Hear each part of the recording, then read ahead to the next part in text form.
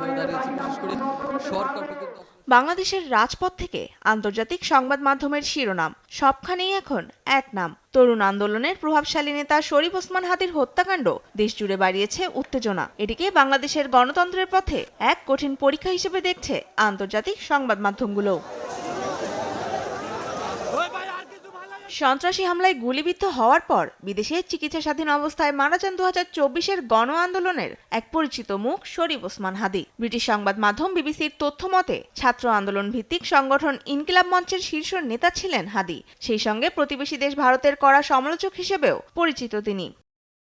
BBC একই সঙ্গে শীর্ষস্থানীয় দুটি সংবাদ মাধ্যম দ্য ডেইলি স্টার ও প্রথম আলোর অফিসে ভাঙচুর ও অগ্নিসংযোগের খবরও দেয়।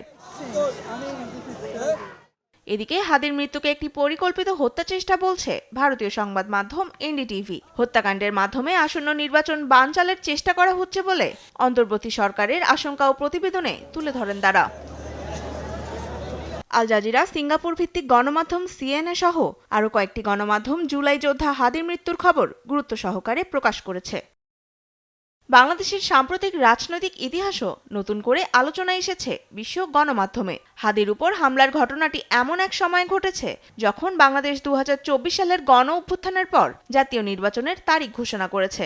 আসন্ন নির্বাচনে স্বতন্ত্র প্রার্থী হিসেবে অংশ নেওয়ার প্রস্তুতি নিচ্ছিলেন হাদি।